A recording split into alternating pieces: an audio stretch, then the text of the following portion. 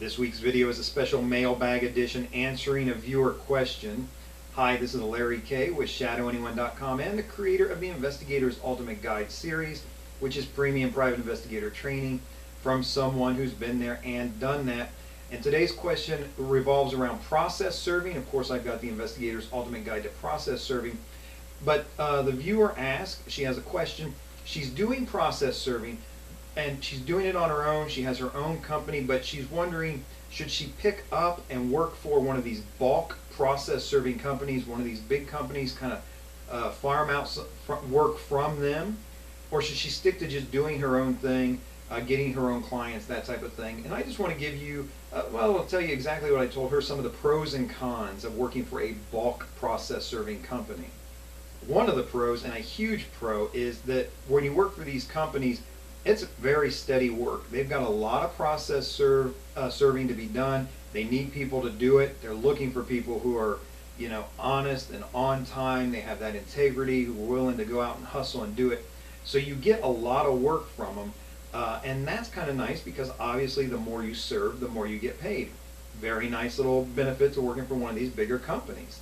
Another pro to working for a bulk process serving company is that most of your serves are very vanilla, and by that I mean they're regular. You're not really having you're not having to do a skip tracing. You're not having a lot of refusers, things like that. Just a lot of these are very vanilla. You're just literally delivering papers to people, and so even though you're doing a lot of process serving, it's pretty straightforward, and that's kind of a nice thing too.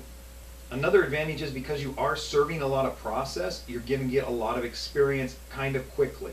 So you are going to run into, if you're serving, maybe 10 or 12 packs a day, you're going to run into a lot of different and various things that you're going to have to adapt and improvise and deal with. Sometimes it's little things like getting access to a gated community.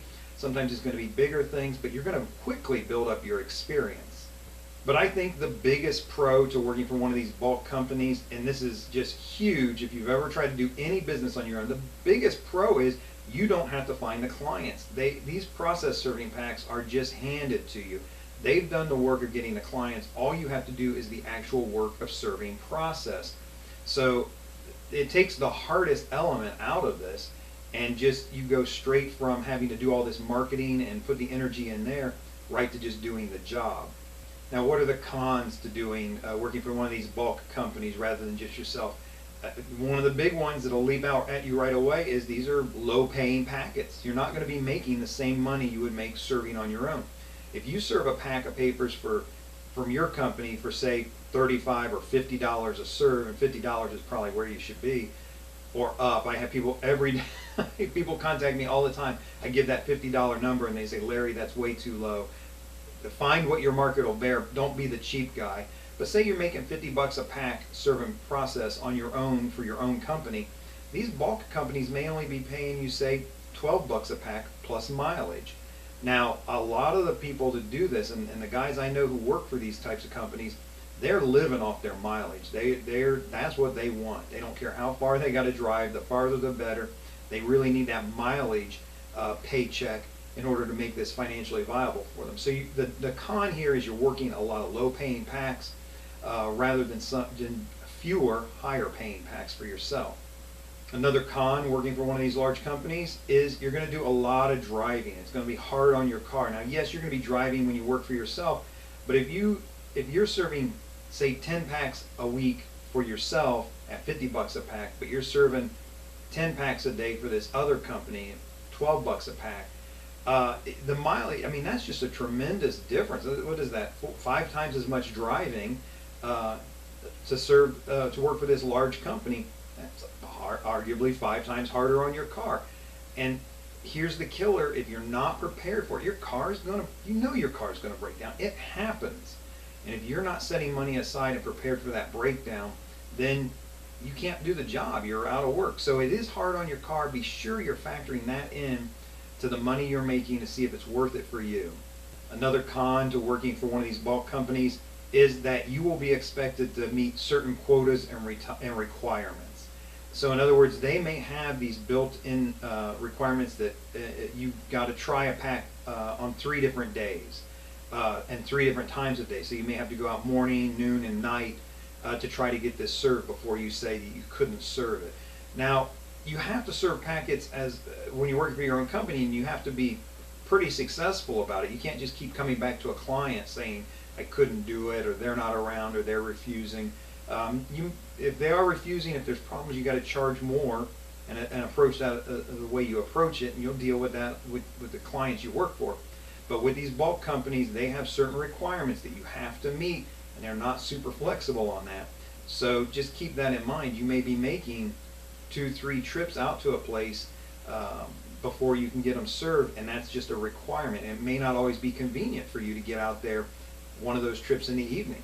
Another downside you have to consider is you may only be, on these big companies, you may only be paid for your successful serves.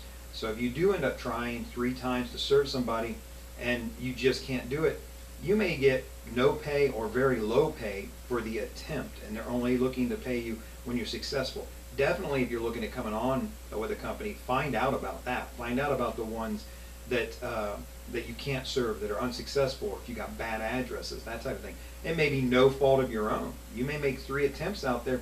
You finally get somebody to answer the door, and you realize the person you're trying to serve moved 2 years ago. That happens.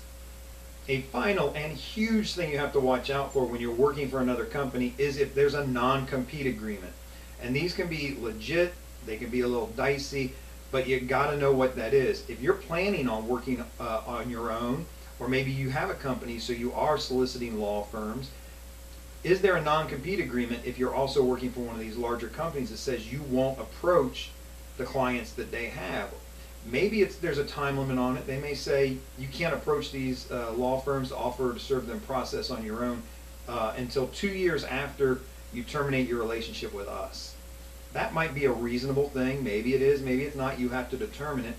But make sure there's not that conflict of interest where this bulk company will not let you seek out and serve other people, especially clients they already have.